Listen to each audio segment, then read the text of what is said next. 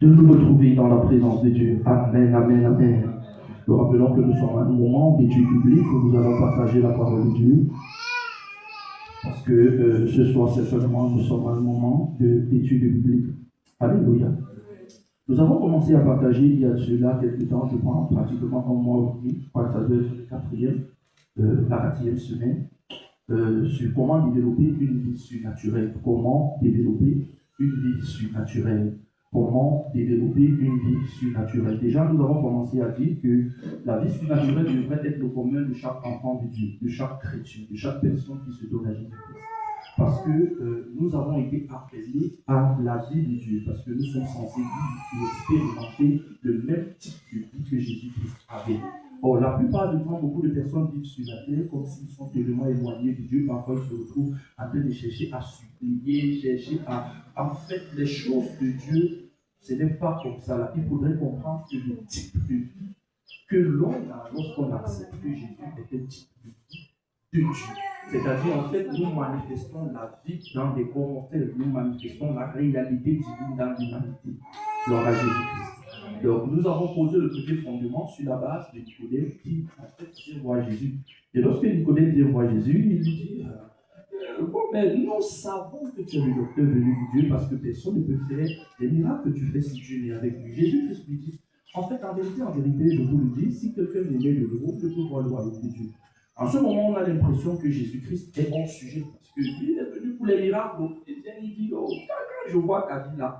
Non, je vois qu'il y a une différence. En fait, parce que par rapport à nous, nous enseignons, c'est vrai. Mais toi, le genre de miracle que tu fais là, nous, ne peut faire ça si tu es avec lui. Jésus-Christ lui dit, si un homme est de nouveau, il ne peut voir le royaume de Dieu. Ça veut dire que Jésus lui donne la réponse qui est surprenante, c'est clair, elle est vraie, c'est que toute personne qui est dans le royaume devrait manifester une vie miraculeuse. Est-ce que tu peux dire bon amen? Amen. Donc en fait, c'est le type de vie auquel nous sommes appelés, c'est le type de vie auquel nous devons être exposés. C'est ce que nous sommes censés vivre et expérimenter. Donc par la suite, n'est-ce pas, nous avons parlé d'un autre pilier, parce que le premier jour, on a juste développé le mindset, ou alors la compréhension des enfants de Dieu. Et par la suite, nous avons commencé à développer sur un pilier, ou j'ai envie de dire le premier pilier, qui est la foi. Vous voyez, la plupart du temps, lorsque nous parlons de la vie de Dieu, beaucoup de personnes parfois pensent que la vie de Dieu va venir uniquement comme ça. Non, la Bible nous parle de la vie de foi que nous sommes censés vivre et expérimenter. Souvenez-vous que la Bible nous dit ça, il est impossible pour lui être agréable parce qu'il faut que celui qui s'approche de Dieu sache que Dieu existe et qu'il est le rémunérateur de ceux qui le cherchent. Le rémunérateur, ça veut dire le récompenseur, celui qui, n'est-ce pas, donne des récompenses à ceux qui le cherchent. Ça veut dire qu'il y a toujours des bénéfices lorsqu'on suit Dieu ou alors lorsqu'on cherche Dieu. Mais malheureusement, plusieurs personnes parfois, ils cherchent Dieu, ils se rapprochent de Dieu. Mais d'une façon ou d'une autre, ils se retrouvent en train d'être déconnectés de la réalité de Dieu parce qu'il n'y a pas en eux-mêmes cette substance, cette substance qui les amène à accepter, n'est-ce pas, des réalités en Dieu ou alors ce que Jésus-Christ a effectué par sa mort et sa résurrection. Nous voyons donc, nous avons très bien parlé que la foi, en fait, n'est pas juste un sentiment émotionnel, ce n'est juste pas une conception naturelle, non. Ce n'est pas nos émotions, il ne s'agit pas des réalités auxquelles parfois nous sommes juste là, on va dire, moi aussi j'ai la foi et tout le reste, non. En fait, lorsque nous parlons de la foi, nous sommes en train de parler de certaines choses que nous sommes censés vivre et expérimenter sur la terre. C'est-à-dire, c'est la quintessence, ou alors je dirais, c'est la substance, c'est une ferme assurance des choses qu'on espère.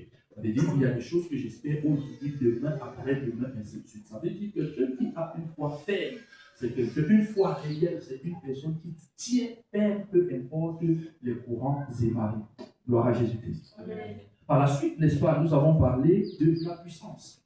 Vous voyez, sur le simple fait que plusieurs personnes se retrouvent en train de... Je vais dire ça comment. Les gens qui ont la foi, Jésus-Christ a maintes reprises pouvait dire ta foi t'a sauvé, ta foi t'a guéri, ta foi t'a sauvé, ta foi t'a guéri. Mais moi, je me suis souvent posé les questions de savoir pourquoi est-ce qu'ils partaient voir Jésus s'ils avaient déjà la foi. Parce qu'on nous dit, n'est-ce pas, si vous avez la foi, rien ne vous sera impossible, n'est-ce pas? Mais si en fait ils partaient voir Jésus, c'est parce que en fait, par leur foi eux-mêmes, ils n'étaient pas capables d'obtenir ce qu'ils étaient censés obtenir. Pour quelle raison? Parce qu'il y avait manque de puissance. Vous voyez, malheureusement, nous vivons dans un siècle dans lequel parfois l'orgueil a péri, ou alors a conduit certaines personnes à penser que non, comme j'ai la foi aussi, moi je prie, moi je prie, moi je prie. Bien aimé, avec toute humilité, j'ai envie de te dire qu'il y a des défis auxquels tu ne peux pas facilement faire face. Pourquoi? Parce que tu n'as pas de degré de puissance nécessaire. Est-ce que je suis en train de te décourager pour autant? Non. Mais il y a d'autres piliers que nous pouvons utiliser. C'est la raison pour laquelle certaines personnes qui, pour autant, avaient la foi, venaient de Jésus pour que Jésus prie pour eux. Parce que s'ils restaient comme ça pour dire j'ai la foi, j'ai la foi, j'ai la foi, ils pouvaient passer beaucoup de temps là, mais peut-être ne pas obtenir le résultat, ou alors obtenir ce résultat, mais en un, je n'ai pas envie de dire grand nombre de temps parce que ce n'est pas bien dit, mais en un temps plus important. Vous voyez, il y a des choses parfois que tu peux partir de quelqu'un qui a la puissance ou alors qui a une grâce. Tu obtiens ça aussi facilement, aussi simplement, alors que, n'est-ce pas, si tu décides de le faire par toi-même, tu peux rester là même toute ta vie. Or, ça peut être le résultat, n'est-ce pas, de l'orgueil, ça peut aussi être le résultat de l'ignorance. Mais il faut noter et avouer que, avec une certaine simplicité, tu peux obtenir plusieurs grandes choses. Gloire à Jésus-Christ.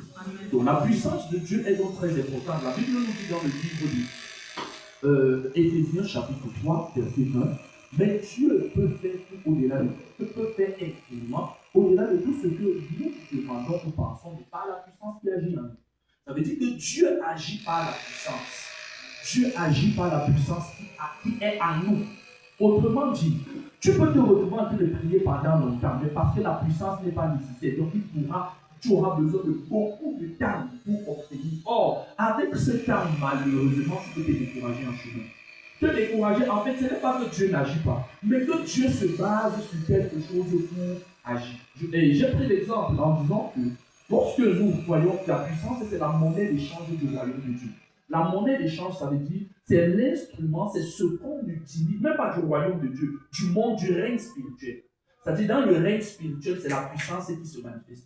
Ça veut dire qu'imaginons que quelqu'un a besoin de quelque chose quelque part. Bon, il a besoin dans le monde normal et matériel, n'est-ce pas? Il s'agit de quoi? L'argent. C'est l'argent qui fait parler, qui permet qu'il y ait des échanges ou alors qu'il y ait des transactions. C'est-à-dire, je peux venir ici, là, je vois quelque chose qui m'intéresse et je donne l'argent de système et maintenant j'obtiens la chose.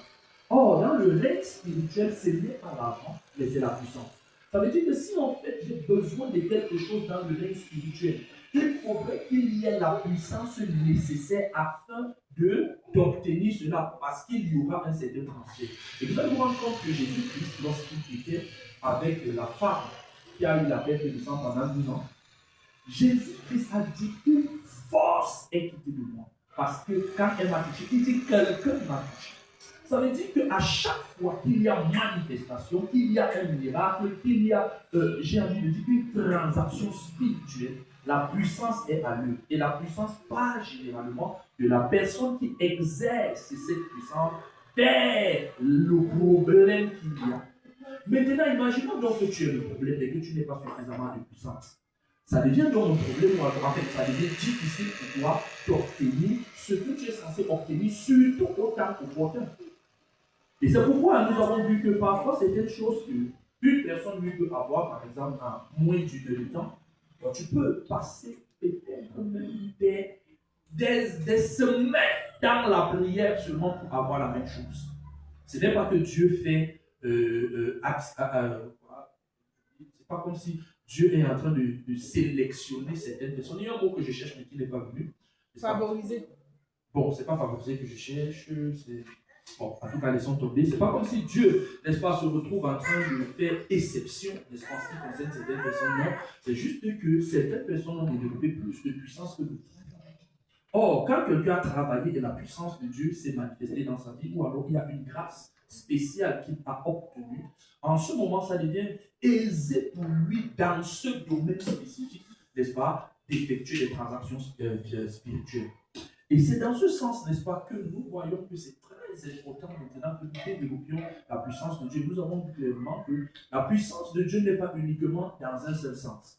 Parce que quelqu'un peut développer la puissance de Dieu dans le volet de la guérison, alors que l'autre a la puissance de Dieu dans le volet, par exemple, financier. Une autre personne a la puissance de Dieu, par exemple, dans le volet, je dirais, par exemple, comme dans le volet, je dirais peut-être, en fait, dans un domaine peut-être miraculeux quelconque, n'est-ce pas? L'autre développe la puissance de Dieu dans le volet, par exemple, de la délivrance. L'autre développe la puissance de Dieu dans... Donc vous allez vous rendre compte qu'il y a plusieurs angles dans lesquels la puissance de Dieu peut agir. Ça veut dire que lorsqu'on parle de la puissance de Dieu, on parle d'une façon générale. Mais vous voyez, dans le règne de la puissance, il y a encore des subdivisions qui nous amènent à voir, à comprendre et à expérimenter Dieu d'une certaine façon. Gloire à Dieu. Aujourd'hui, en fait, je voudrais que nous parlions du troisième pilier, n'est-ce pas, qui est l'impartition. L'impartition, qui est le troisième pilier. L'impartition. Gloire à Jésus-Christ. L'impartition. L'impartition. Alléluia. Nous allons ouvrir nos Bibles dans le livre de Romains, chapitre 1, verset 11. Romains, chapitre 1, verset 11. Romains, chapitre 1, verset 11.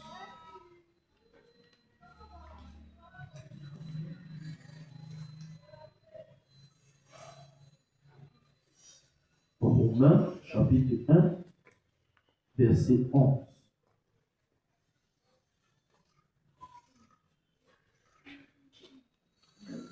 Romains, chapitre 1, verset 11. Il est écrit: car je désire vivement vous voir pour vous communiquer quelques dons spirituels afin que vous soyez affermis. Alléluia. Je désire vivement vous voir pour vous communiquer quelques dons spirituels afin que vous soyez affermis. Je rappelle que nous sommes dans le grand thème comment développer la vie surnaturelle. Mais ici, pour une vie surnaturelle, l'apôtre Paul dit: je désire vivement vous voir pour vous communiquer quelques dons spirituels afin que vous soyez affermis. Nous parlons de l'impartition parce que la plupart des temps, on se dit en fait la vie de Dieu d'une façon générale. C'est peut-être parce que nous avons oublié déjà, vous allez vous rendre compte que lorsque nous avons parlé de la foi, nous avons vu une rubrique comment développer la foi. Lorsque nous avons parlé de la puissance, nous avons vu une rubrique, n'est-ce pas, comment développer la puissance. Mais je veux déjà de prime abord dire que les points que nous avons vus ici sur comment développer la foi et même comment développer la puissance sont tellement amoindris. Parce que s'il faudrait parler en profondeur, ça pourrait nous prendre beaucoup de temps.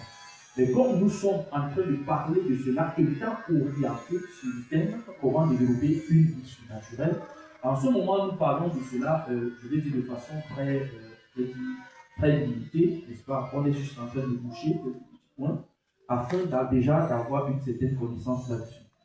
Maintenant, si nous parlons toujours dans ce sens, toujours, vous voyez, ça c'est un peu comme une extension de la puissance. Parce que ici, pour que la vie surnaturelle soit développée, il faut quoi? Il faut qu'on soit imparti. Vous voyez, nous avons parlé du volet de la puissance de Dieu. Nous avons parlé du volet de la manifestation de Dieu. Mais pour que la puissance de Dieu se manifeste, ou alors la puissance de Dieu œuvre dans la vie des gens, il y a une chose que nous devons noter, c'est que la puissance de Dieu là devrait être impartie dans la vie des gens. Alléluia. Ou alors elle doit être impactée. L'apôtre Paul dit: car je désire vivement vous voir pour vous communiquer quelques dons spirituels afin que vous soyez affermis. Donc c'est l'apôtre Paul qui parle à l'église des Romains. Ouvrons maintenant Nombre, chapitre 27, du verset 18 au verset. Nombre, chapitre 27, de 18 à 20.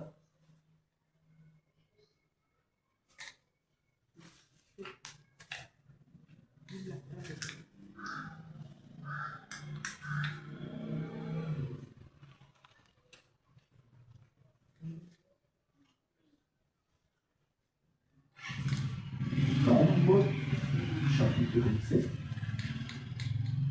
du verset 18 au verset 20. Nombre, chapitre 27.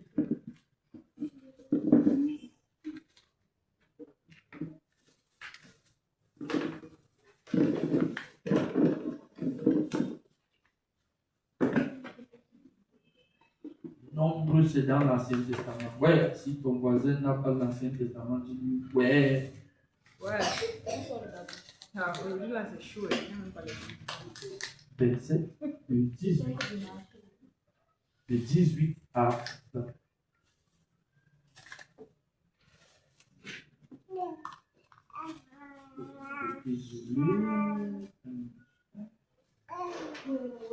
Ok, il est écrit. L'Éternel dit à Moïse, prends Josué, fils de Nun, homme en qui réside l'esprit, et tu poseras ta main sur lui. Tu le placeras devant le sacrificateur Éléazar et devant toute l'assemblée, et tu lui donneras des ordres sous leurs yeux. Tu le rendras participant de ta dignité, afin que toute l'assemblée des enfants d'Israël l'écoute. Alléluia. Amen. Je ne sais pas si vous avez vu cela. Il dit, tu le rendras participant de ta dignité. Pas de la dignité de Dieu, de ta dignité. Afin que toute l'assemblée des enfants d'Israël l'écoute. L'écoute. Vous voyez, je parle d'impartition. Pourquoi? Parce que, en fait, pour participer à la vie de Dieu, pour avoir la manifestation de la vie de Dieu, la plupart du temps, nous regardons à certaines vidéos que non, je vais prier, non, je vais prier, non, je vais prier. Je peux te rassurer une chose. Permets-moi de le dire avec toute humilité. Il y a des choses que même si tu pries 100 ans, tu ne vois pas. On se comprend? Parce que, en fait, Dieu peut t'envoyer vers certaines personnes afin que tu reçoives certaines choses dynamiques. Or, si, en parallèle, chanter des prières en disant que non, Dieu va le faire dans ma vie, non, moi, Dieu va le faire, non, moi, Dieu va le faire, Dieu sera désolé en ce qui te concerne. Le fait que parfois nous comprenions mal les principes de Dieu, les principes spirituels, ça nous fait beaucoup de mal.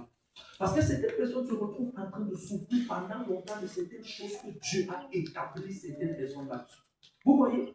En fait, le royaume de Dieu fonctionne un peu comme une organisation, bien qu'il soit spirituel. Et vous voyez parfois la malcompréhension de certaines choses peut créer beaucoup de mal. Amener certaines personnes à rechercher pendant longtemps ce qui est déjà disponible dans certaines vies. Or, il faudrait juste s'humilier afin que le transfert puisse s'effectuer. Est-ce que tu peux dire Amen? Amen. C'est la raison pour laquelle, n'est-ce pas, voici Josué qui se retrouve en train de venir, en fait, d'être auprès de Moïse. Et Dieu dit à Moïse, fais ceci à Josué afin que ta dignité, n'est-ce pas, lui soit confiée. Imaginons maintenant que Moïse se retrouve, pas Moïse, Josué se retrouve en train de prier, Seigneur, non, je veux la dignité, je veux. Il ne l'aura jamais. Pourquoi? Parce que dans le principe de Dieu, il devrait avoir un certain transfert d'élan d'une personne qui a déjà cela.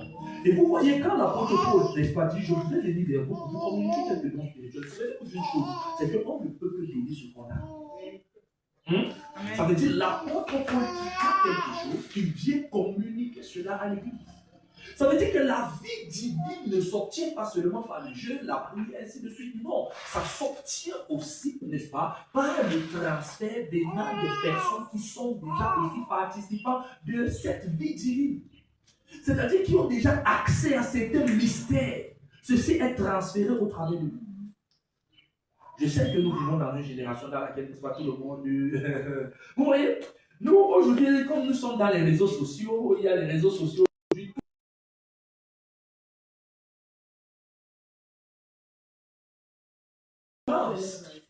C'est pas parce que aujourd'hui, malheureusement, les réseaux sociaux ont donné, j'ai envie de dire, la voix aux sans-voix. Quelqu'un qui ne connaît rien, ou alors juste, il ne connaît rien, peut-être parce qu'il a une popularité, bon, on appelle souvent ça une communauté, il se retrouve en train de parler de certaines choses, alors que dans le monde, la réalité du monde et du règne spirituel, il n'est nulle part à ce niveau. Et vous voyez, malheureusement, on se retrouve en train de parler n'importe comment, alors que nous ne sommes pas participants à ce qui se fait. Il est important de noter que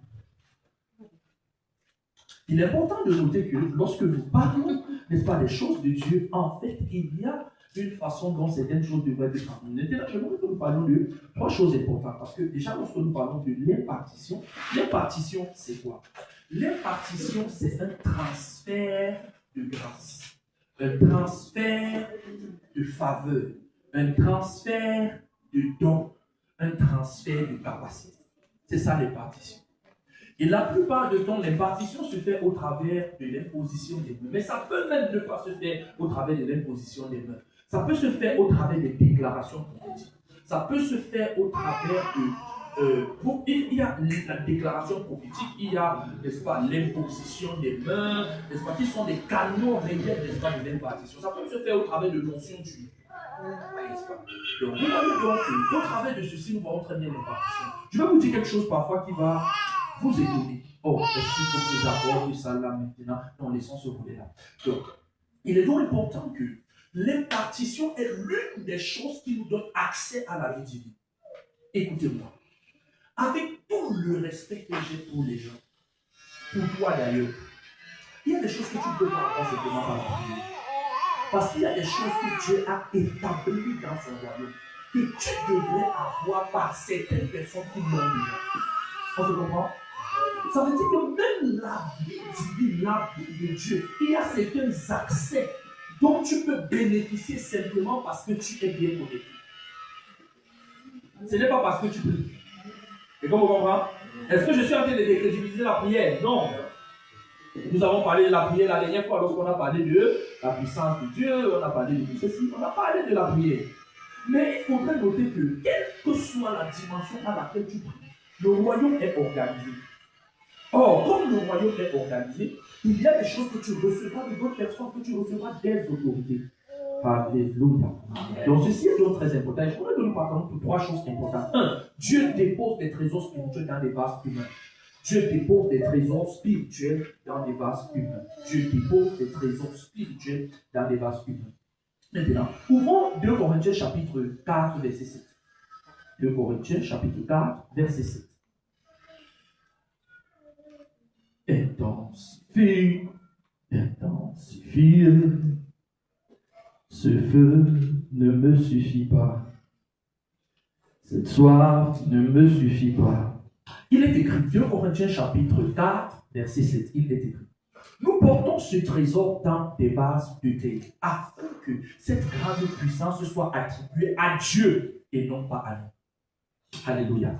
Nous portons ce trésor dans des vases de terre, afin que cette grande puissance soit attribuée à Dieu et non pas à nous.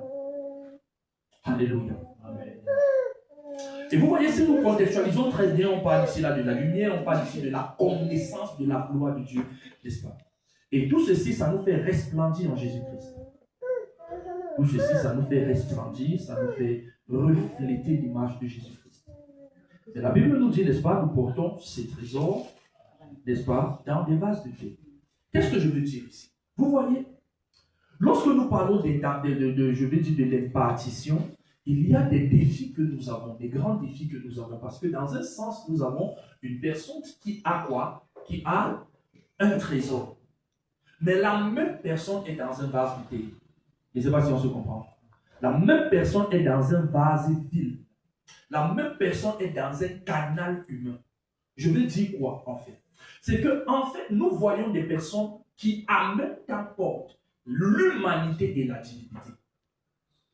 Mais c'est par ces personnes que nous devons recevoir quelque chose. Je reprends.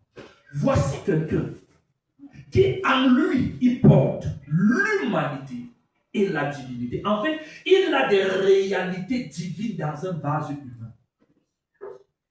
Or,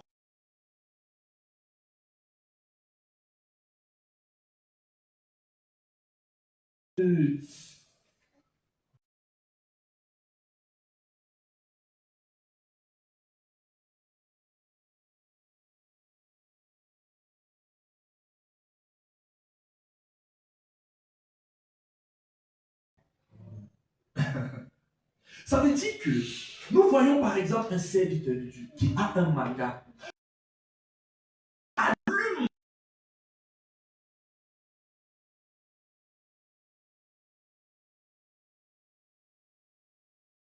Même dans certaines faiblesses.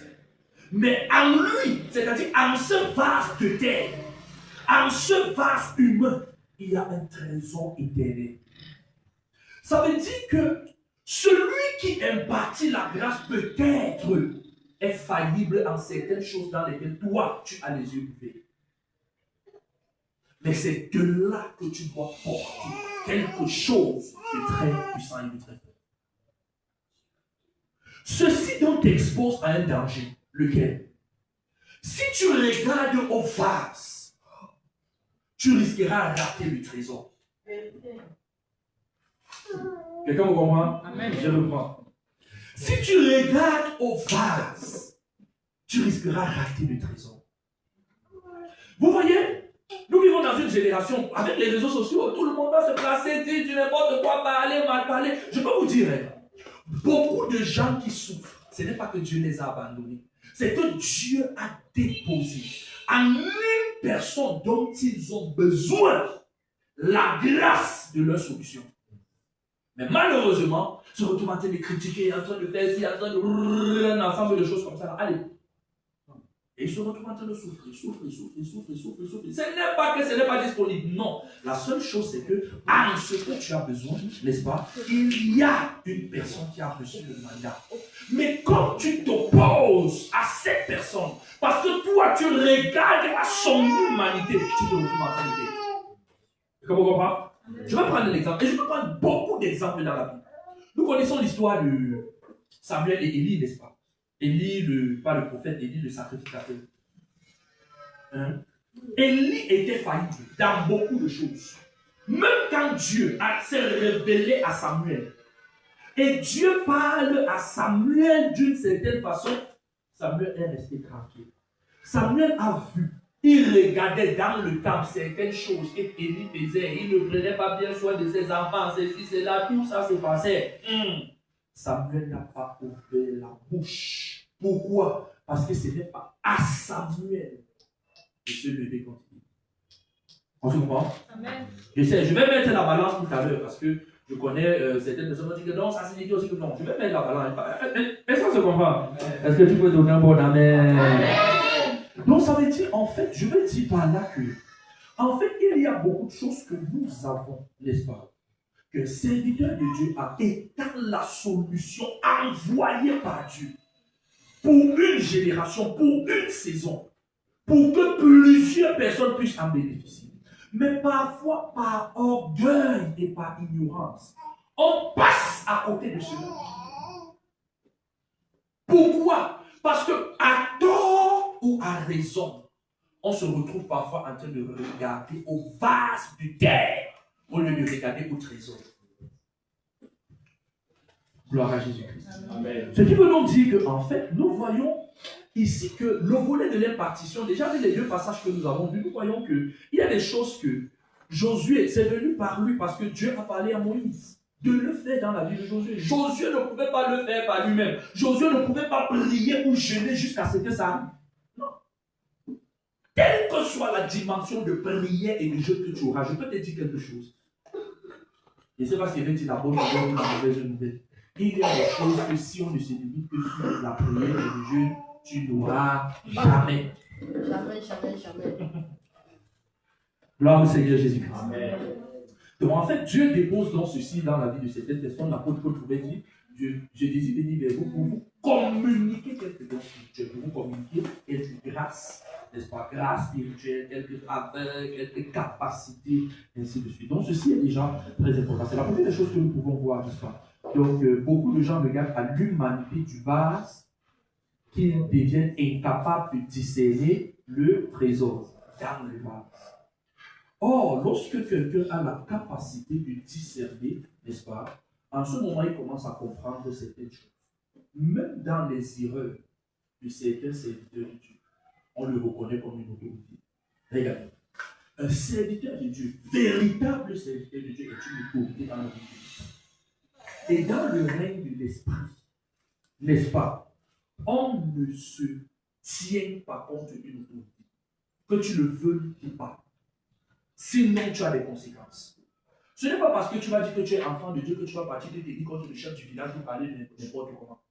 Dans ce volet-là, Dieu ne sera pas d'accord avec toi. On se comprend? Il faut le respect dans l'exercice. Même lorsqu'il serait en tort, ça ne lui donne pas le droit d'aller lui parler n'importe comment. Imaginons que le préfet, par exemple, fasse une erreur quelconque, n'est-ce pas, peut-être dans la localité. Est-ce que ça te donne le droit de partir te placer là? Tu dis, oh, toi, le chrétien, ne fais pas tes choses. Non, tu n'as pas ce droit. Je ne sais pas si on se comprend. Voilà. Maintenant, pourquoi est-ce que vous pensez que c'est dans le domaine spirituel que certaines personnes parfois se retrouvent en train de faire certaines choses?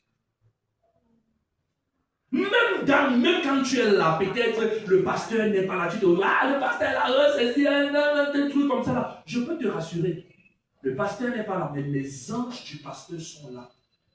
Et tu risqueras avoir des conséquences. C'est la raison pour laquelle nous devons être sages dans la façon dont nous gérons certaines choses. Lui, il a des erreurs. Lui, il fait certaines choses qui ne sont pas bien. Lui, ainsi de suite. Mais il y a un vase. Et il serait plus sage que toi d'être orienté, n'est-ce pas, sur le trésor à recevoir que d'être orienté sur le vase.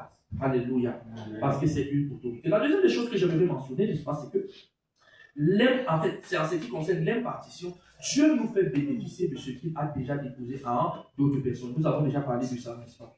Nous avons parlé de ça, n'est-ce pas, que ce soit dans, je vais dire, dans le livre de Romains chapitre 1 ou bien dans Nombreux au chapitre 27. N'est-ce pas? Il dit, va, dépose mes mains sur Moïse afin qu'il participe, n'est-ce pas, à ce que moi je t'ai.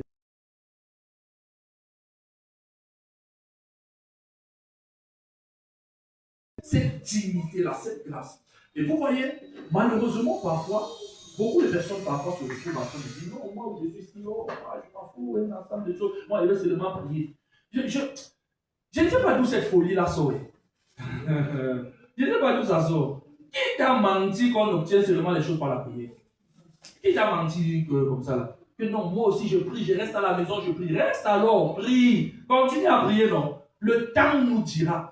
Quand tu vas voir, 5 ans plus tard, tu es au même niveau. Mais c'est des personnes qui sont venues après toi, ton travers. C'est que quand toi-même tu les regardes, tu les envies. C'est là où tu vas commencer à te poser attends.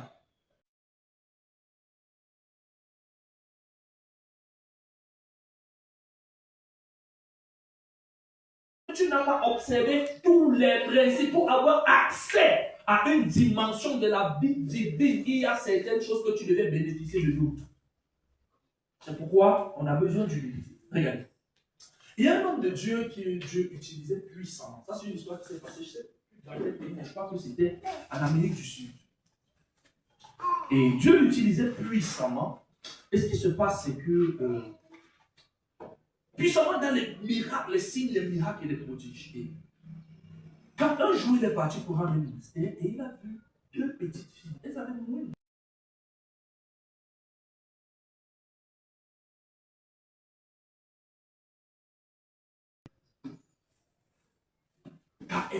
Et tout le monde le savait.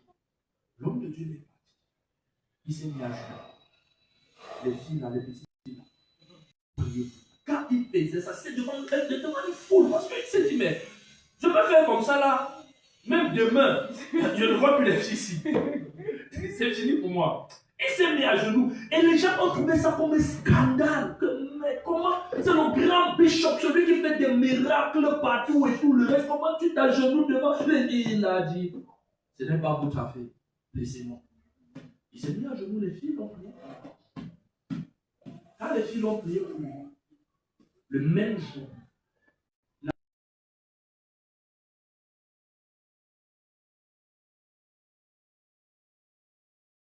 certains d'entre vous vous dites, ah non, moi je vais prier. Prie. Prie. Il y a des choses que tu n'auras jamais par la prière. Parfois, quand tu vois quelqu'un qui a une grâce, humilie-toi. Nous tous, nous n'avons pas les mêmes grâces. Amen. Humilie. En fait, si tu t'humilies, est-ce que ça va enlever ce que tu es, ce qui est en toi?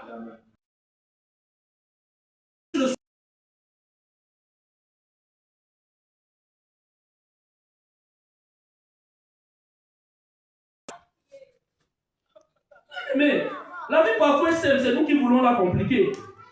Donc parfois quand tu vois quelqu'un, n'est-ce pas, approche-toi de lui, demande son secret, qu'est-ce que tu fais comment et tout le reste, rapproche-toi, un ensemble de choses.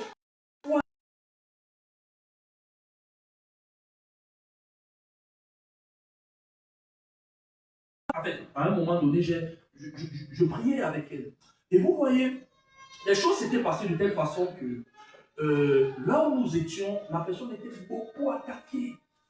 Et toutes ses activités avaient chuté. Et Dieu m'avait parlé d'elle, mais à un moment donné, elle était un peu orgueilleuse, un truc, genre, la personne ne dit pas non, mais tu sens que la personne n'est pas bien, je l'ai laissé. Et parfois, Dieu me parlait, comment elle va s'enfoncer, un ensemble de trucs. Un jour, Dieu m'avait même dit qu'elle va arriver au niveau où même manger sera un problème. C'est-à-dire que ses affaires ont été attaquées de façon terrible. Elle, que quand elle avait la grâce du genre et qu'elle demandait quelque chose à quelqu'un, ça vient. Maintenant, quelques temps plus tard, elle se retrouve en train de demander quelque chose à quelqu'un. Tout le monde dit non, je vais te donner demain. Quand demain tu dis que ouais, tu avais dit que tu appelles la personne et décroche pas. Tu fais ceci, rien. Et alors, quand ça s'est passé comme ça, elle a arrivé au niveau et elle est revenue tellement, elle a dit que vraiment, tout ce que tu dis là, je connais. Elle dit, je connais tout. Et je lui ai dit, tout ce que tu dis là, si tu penses que je parle, demande à ma femme. J'ai parlé de tout ça avec exactitude. Voici tu vas arriver, voici tu vas arriver, voici tu vas arriver. Et j'ai commencé à causer avec elle. Et elle m'a dit, qu'est-ce qu'il faut que je fasse? Je lui ai dit, bon, viens à l'église, viens à... Et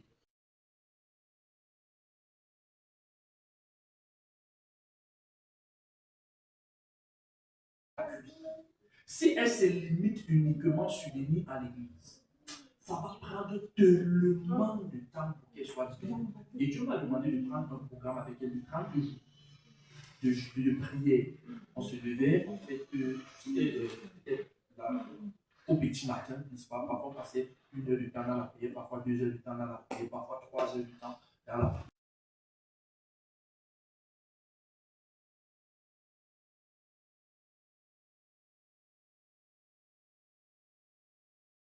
Tout est revenu en place normalement et tout le reste. Et la personne maintenant, à un moment donné, je ne sais pas, la personne a commencé aussi un peu à se retirer d'une certaine façon. J'étais étonné. Après, quand la personne dit non, ma prière, Dieu exauce ma prière, Dieu ma prière. Ça, c'est compliqué. Oh. J'essaie d'attirer ça. Non, ma prière, ta prière. Ok, il n'y a pas de problème. Et en cette période-là, tu as commencé à me parler. Et il y avait une vision pendant la période-là que j'avais eue, où j'avais insisté là-dessus. Mais moi-même, je ne savais pas pourquoi. En fait, Dieu m'avait parlé pendant qu'on priait de 3 choses. Mais moi-même, je ne comprenais pas dans ce que je disais. J'ai juste reçu et j'ai révélé. Mais bien plus tard, Dieu m'a expliqué pourquoi et elle est tombée dans les 3 pièges. À cause de cela, Dieu nous a dit, bon, maintenant, portez vos choses. Partez. C'est à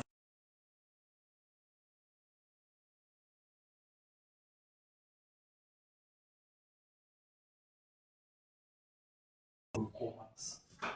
Quand je suis parti, je l'ai dit comme ça. Et la personne était un peu dérangée, un ensemble de choses. Mais la personne ne savait pas. Ce que aujourd'hui tu es en train de négliger, peut-être que demain tu pourras ne pas l'avoir. Et c'est en ce moment que tu vas comprendre que ce n'est pas aussi facile que tu penses. Parce que tu pries par exemple avec une personne, tu obtiens certaines choses. Toi, tu as peut-être l'impression que c'est toi. Mais ce n'est pas toi. C'est que, en fait, à cause de la personne, tu obtiens cela. Regardez. Il y a des gens qui ont des bénédictions. Il y a des gens qui sont des sources de bénédictions. Abraham marchait avec l'autre. Les deux avaient beaucoup les brebis. Jusqu'à ce que les gens là commencent, mais les bergers commencent à batailler. Jusqu'à le berger de l'autre a l'impression, ou alors il commence à parler fort au berger d'Abraham. Il dit, ne blague pas comme ça, mon maître est riche. Mais il ne sait pas que la richesse de son maître vient de la connexion avec le maître de l'autre. À partir du moment où ils se sont séparés, la grâce a été coupée de l'autre. Il est parti à Sodome et Gomorrhe. Et c'est parfois expérimental. Parfois, tu vas commencer à vivre certaines choses. Tu vas peut-être venir à l'église, tu commences à prospérer, tu penses que c'est toi, jusqu'à ce que tu te lèves, tu parles contre la personne de qui tout ça vient. Et c'est une erreur grave. Bien aimé. La Bible nous dit l'humilité précède la foi. Il y a certaines choses assez simples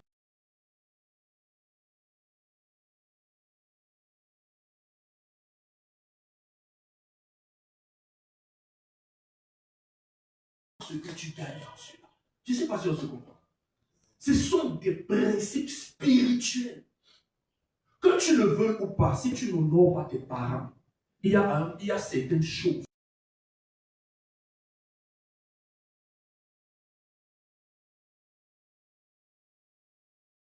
En ce moment-là, il y a certaines bénédictions qui sont liées.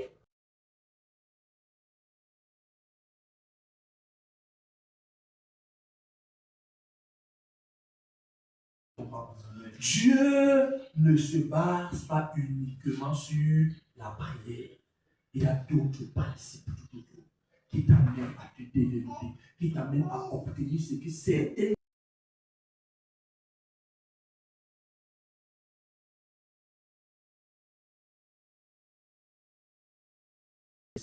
est une clé. Gloire à Jésus-Christ. Amen. La troisième des choses que j'aimerais mentionner, n'est-ce pas, c'est le suivi.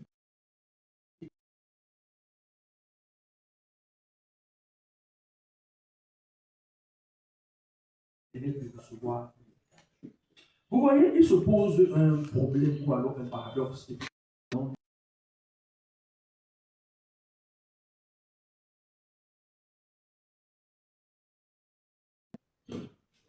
Est-ce qu'on aura assez de temps? Est-ce qu'on aura assez de temps? Alors, dans 2 Timothée chapitre 1, je pense. On va peut-être lire ceci. Parce que ça va nous aider. 2 Timothée chapitre 1. Ça va être le verset 6, si je vois le moment. 2 Timothée.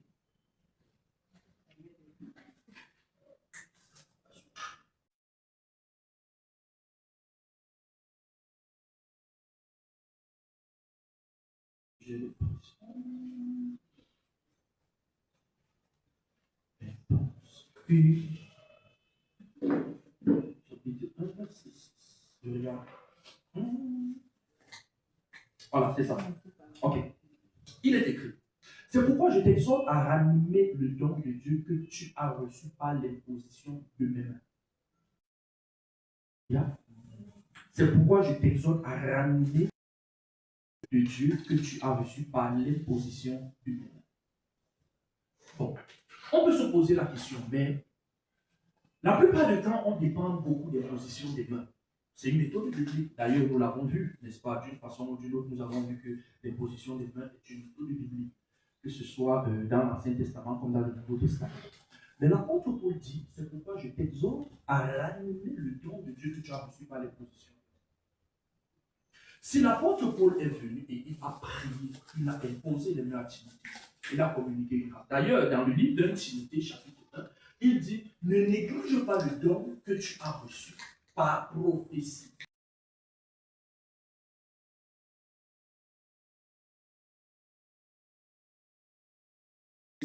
Des mains, je vous ai parlé des méthodes des partitions, n'est-ce pas? Prophétie, ce n'est pas automatiquement quand quelqu'un va dire ainsi parle l'Éternel, ou alors je vois. Non, la prophétie c'est aussi une parole de déclaration. Ça veut dire qu'il y a un transfert qui s'effectue par exemple par une déclaration prophétique. Et c'est pas ça se comprend. Je crois qu'il y a deux types de prophéties. Il y a des prophéties actives et il y a des prophéties passives.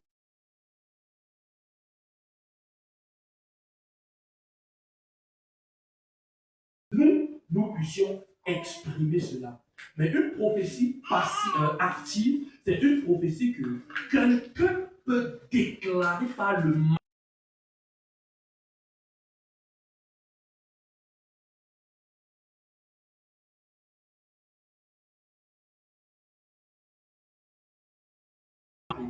Mais envoyés. Alléluia. Donc ça veut dire que ici on parle donc par prophétie et par l'assemblée, je veux dire par imposition des mains des anciens. Mais il dit maintenant, je t'exhorte à ranimer le don de Dieu qui est en toi. Ceci veut dire quoi? Tout ce qui s'obtient par prophétie et même par imposition des mains a une portée limitée sur le temps. Comme on comprend, nous sommes, n'est-ce pas, dans un siècle dans lequel, n'est-ce pas, toute personne va partir, il va dire non, l'homme de Dieu là, il faut qu'il m'impose les mains. C'est bien, c'est bien. Tu vas partir là-bas, il va t'imposer les mains.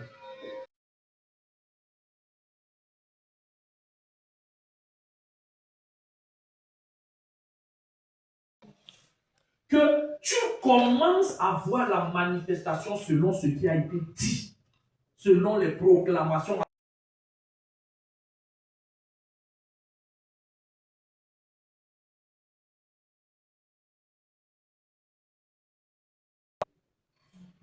Bon, la Bible dit encore, n'est-ce pas, des noms. Dieu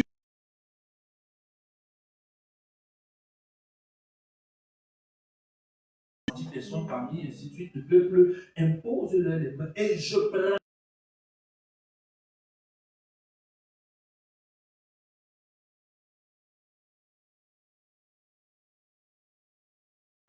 Pardon, laissons la volonté.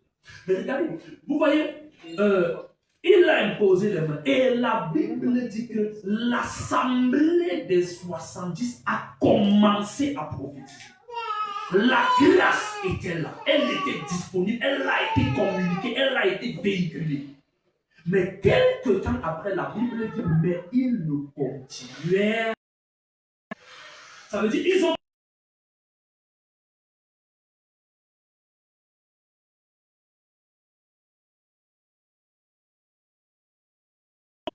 les prophéties, déclarations, oh, si tu pars dans un programme de sélection,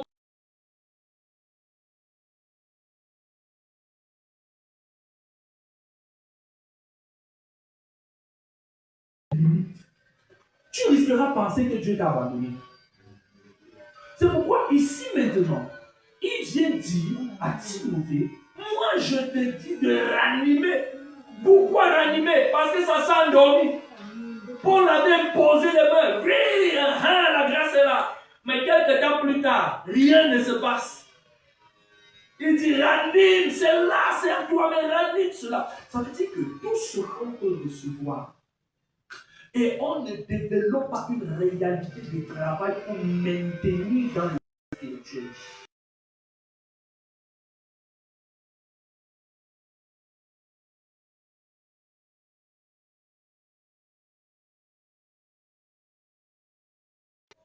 Nous voulons manifester le surnaturel d'une façon ou d'une autre. Et parfois, nous sommes même exposés à d'autres personnes qui manifestent le surnaturel. Et on se demande bien comment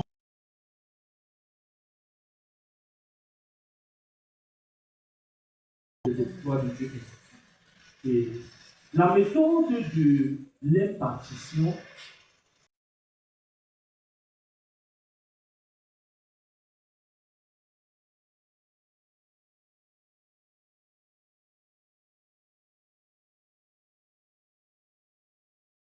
l'impartition est limitée sur le temps.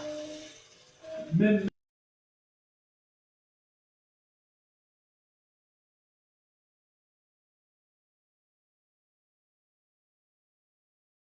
quelque chose de façon simple pour que vous compreniez.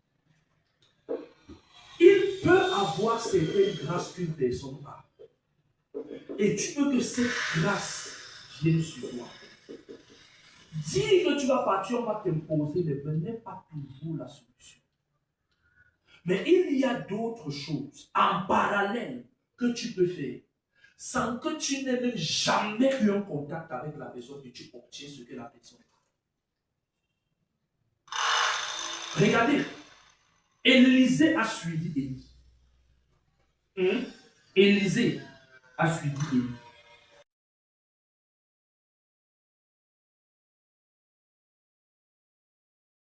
Au nombre de miracles, non. Comme certains pensent, non. La double portion, c'était juste qu'il était l'héritier parce que, en fait, le premier.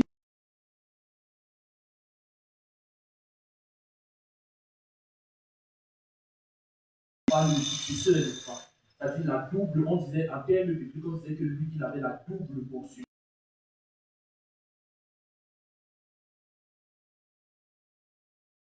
Élisée a été avec Élie, ça n'a pas été facile. La Bible dit qu'Élisée lavait les mains d'Élie, c'est-à-dire qu'il le servait. Il était à son service. Il était là de façon constante, de façon permanente, de façon perpétuelle, jusqu'à ce que le temps opportun arrive et qu'il a reçu ce que Élie avait. Ça veut dire que Élie, l'esprit d'Élie est venu sur lui. Parce que quand Élisée est sorti du vigueur, les fils des prophètes, ils avaient les visions, mais ils n'ont pas reçu.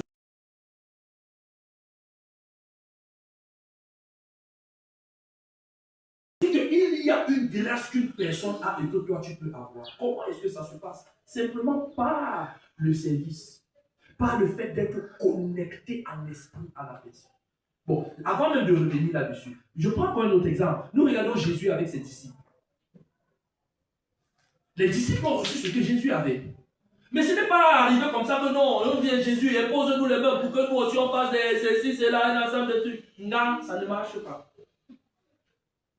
Mais ils ont été avec Jésus, ils ont été.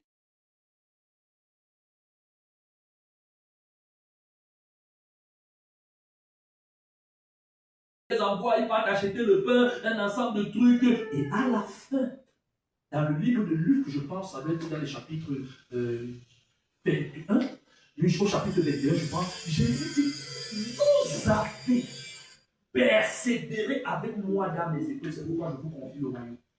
Ça veut dire qu'en fait, le fait d'être avec Jésus tout le temps, d'être là, de servir Jésus, ainsi de suite, ça les expose à l'esprit de Jésus. Mais vous voyez, aujourd'hui, parfois, beaucoup de personnes, peu de personnes ne sont pas prêtes à payer ce coup. On dit que moi, c'est ce que j'aimais, c'est que le pasteur prie pour moi, et maintenant les choses changent, un ensemble de choses. Je peux te rassurer une chose, c'est que ça va pas marcher. Tu peux venir on prie pour toi, oui, tu vas peut-être manifester quelques petites choses, mais pour recevoir l'héritage, c'est autre chose. Regardez, je vais prendre un autre exemple. Il y a Bishop Oyedepo un jour, qui, je ne sais pas exactement ce qu'il avait fait, ou bien il était en contact avec Benson Idaouza. Et Benson Idaouza, pour ceux qui ne le savent pas, c'était l'homme le plus riche de toute l'Afrique dans l'église. Bon, quand il dit l'homme le plus riche, j'ai envie de dire, il faut que je dise ça de la bonne façon. C'est l'homme de Dieu le plus riche. Voilà.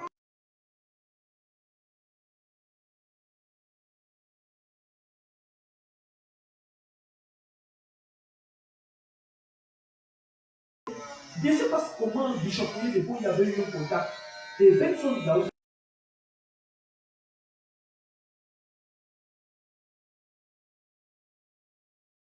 Oyedepo savait ce qu'il recherchait. La vérité, c'est que ce n'est pas ton argent que moi je veux. Mais ce que tu as là, ce qui t'amène à avoir cette faveur financière, c'est ce que moi je veux. Et il a été sage. Si Benson Idaouza pouvait peut-être retirer, je ne sais pas combien, parce qu'il avait vraiment de l'argent, il dit que mon prendre ça c'est pour toi, c'est un cadeau. Tu pars avec, il n'y a pas de problème, tu vas manger l'argent là, ça va finir. Mais il a dit, c'est pas ce que ça veut, pas ça, c'est pas ce que moi je veux. Je veux quelque chose. En fait, il y a un héritage qui est là, qui amène des choses.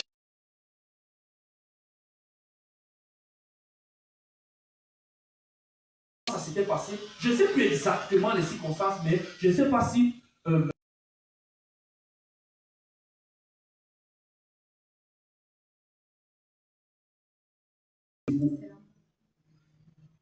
J'ai envie de dire, c'est la magie. La dimension de la richesse des exploits financiers, c'est hors du commun.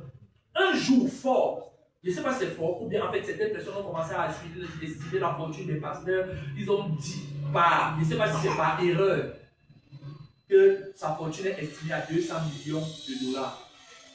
Et il s'est moqué d'eux. Do they know what they are talking about? Est-ce qu'ils connaissent ce même dont ils sont en train de parler?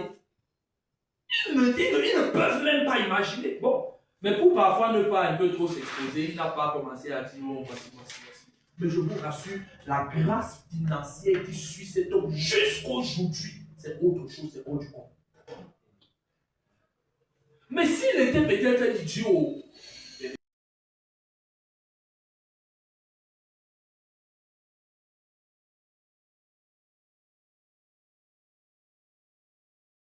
ok, quand je regarde même tous mes problèmes, je peux évaluer ça combien. On donne là $1 million. On va te donner le $1 million là.